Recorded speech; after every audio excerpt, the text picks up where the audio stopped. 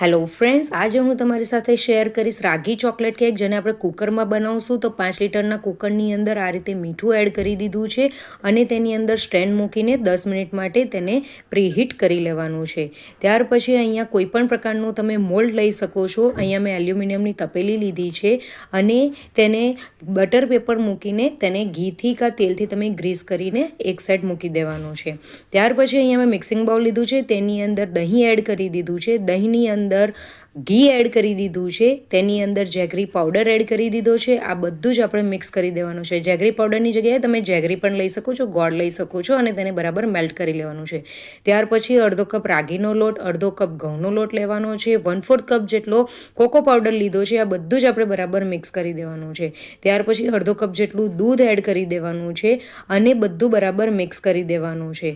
ત્યાર પછી તેની અંદર 1 ટેબલસ્પૂન જેટલું વેનીલા એસન્સ એડ કર્યું છે અને તે પણ મિક્સ કરી દેવાનું છે. ફ્રેન્ડ્સ, આપણે જેટલા બી ઇન્ગ્રીડિયન્ટ્સ લઈએ છીએ એ બધા રૂમ ટેમ્પરેચરવાળા હોવા જોઈએ. 1 ચમચી બેકિંગ પાવડર, અડધી ચમચી બેકિંગ સોડા અને તેની ઉપર વિનેગર કે લીંબુનો રસ એડ કરીને બરાબર મિક્સ કરી દેવાનું છે.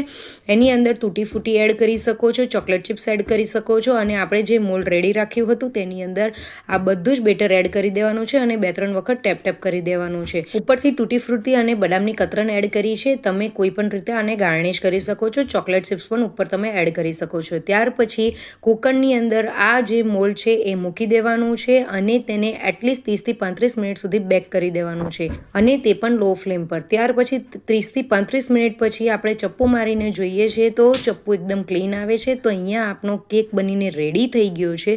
તો અત્યારે તેને કાઢવાની ઉતાવળ નથી કરવાની. કેકને આપણે ઠંડો થવા દેવાનો છે. ત્યાર સુધી તેની ઉપર આ રીતે કપડું ઢાંકીને કવર કરી દેવાનું છે.